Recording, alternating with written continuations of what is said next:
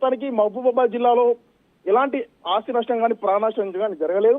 మొత్తానికి Richter scale మీద 3.5 కంటే తక్కువ మాత్రమే నమోదైనట్లు మనకు ప్రాథమికంగా సమాచారం మాత్రం అందుతుంది. అయితే ముఖ్యంగా మనకు వీటిని మన భూకంపాలను 3 రకాలుగా ఉంటాయని కూడా మనకు సమాచారం అందుతుంది.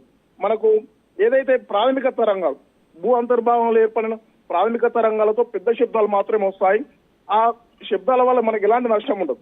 మరి రెండో రకమైన తరంగాల వల్ల కేవలం ఘన పదార్థాలు మాత్రమే నష్టం జరుగుతుందని చెప్తున్నారు. దానివల్ల కూడా పెద్దగా ఆస్తి నష్టం కూడా జరిగి ఉండకపోవచ్చు. ఈ రెండు కలిపి ప్రాథమిక తరంగాలు దీంతో పాటుగా మరి రెండో తరంగాలు, ఈ రెండు తరంగాలు అంటే ఎస్ తరంగాలు అని చెప్పుకోవచ్చు. మనం ఈ రెండు తరంగాల వల్ల ఈ రెండు తరంగాలు కలిసి ఎప్పుడైతే భూమి ఉపరితలం మీదకి వెళ్తాయో అప్పుడు మాత్రమే మనకు భారీ ప్రమాదం జరిగే అవకాశం ఉందని చెప్పుకోవచ్చు. కానీ మనకు కేవలం ఎలాంటి ఆస్తి నష్టం ప్రాణ నష్టం మాత్రం ఇక్కడ జరగలేదని కూడా మహబూబాబాద్ జిల్లాలో మనం అధికారులు అంచనా వేయడం జరిగింది. ఇది మహబూబాబాద్ జిల్లాలో పరిస్థితి. Right, thank you Yashwant.